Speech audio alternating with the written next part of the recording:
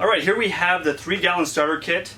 We found this starter kit to be really good for, we made it sort of versatile for both high alcohol fermentation, wine, if you're doing small batches like fruit wines, things like that, and grain, so a partial mash, or starting off with like a test batch.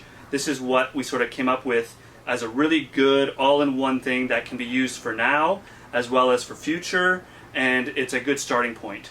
So to first start off, we have here our test tube. It's a plastic test tube, but it's alcohol resistant, so it can go from, some plastics go from up to 60% alcohol. This is able to go up to 99, so it's really, really good. The other thing is it comes with a colored hydrometer. So this colored hydrometer would float and bob in here once you put the brew inside, and it has a really easy sort of colored locations and where you can put that. Then we have here the Fermonster, and what we did with this Fermonster here, it's an open mouth vessel that we put in a straining bag in there. So if you are doing a fruit wine, or if you're doing an infusion for your high alcohol, or if you're doing grains, this is really, really good because you can use it for steeping, or you can use this thing for steeping if you're boiling, or if you're putting hops in and dry hopping. This is another option. So this is sort of why we put this in here. And the reason why we want the Fermonster is because if you want, another option is, this is just the O-ring that goes on the lid here, just so you're aware. There's a little opening here, so there's a little valve here. If you want to put a spigot, you're able to put a spigot on here too. We'll have the link on the bottom of the product page. And then, so that's really, really good with this, and that's the reason we sort of chose the Fermonster for that. So there's some versatility there. You can do different things. And then we have here the number 10 bung. It's a silicone bung. It's a mix of rubber and silicone. And then we have an S airlock.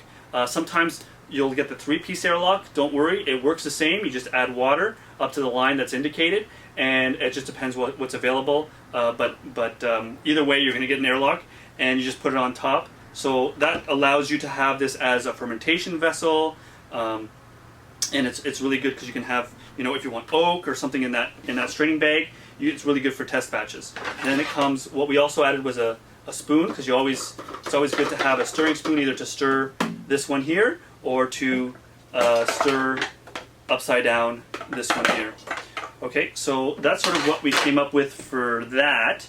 And then we also included a PT Carboy 3-gallon as well, and the reason for this is because you're going to have a primary, your fermenter, and then you're going to have a secondary. And then the reason why we used the regular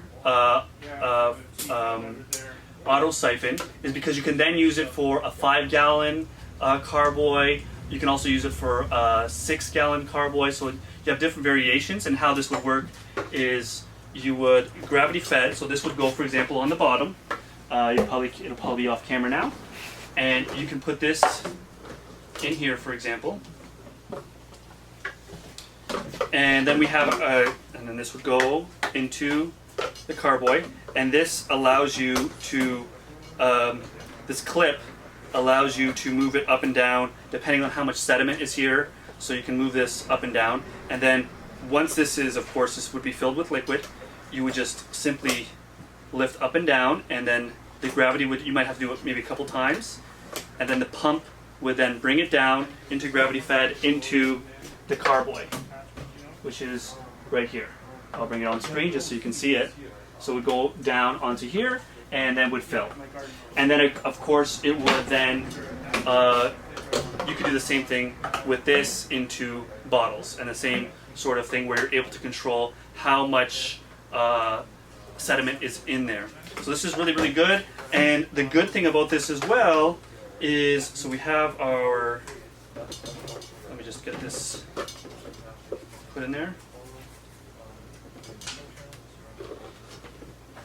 We have our Fermonster. What we did too, as well as, okay, you did a transfer over, and now you can use that same airlock for this one as well.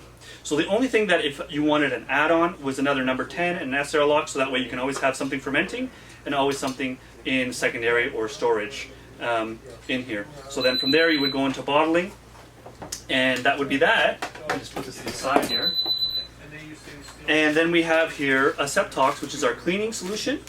And we have an L brush. What generally happens is sometimes there's some residue here from the wine or beer or whatever it is. And this just allows you to clean it very easily. This brush will not scratch the plastic, which is really good. And you can also use your hand with a cloth to get into the fermenter if you want to. So that's sort of what we added. Another good thing about this L brush is it has a coating so it doesn't rust. It's all these little details that make a big difference. And this equipment can also be used for, like these parts of the equipment, can be used for the 5-gallon. So it's very versatile, and we're thinking of you for future beer, wine, or whatever making.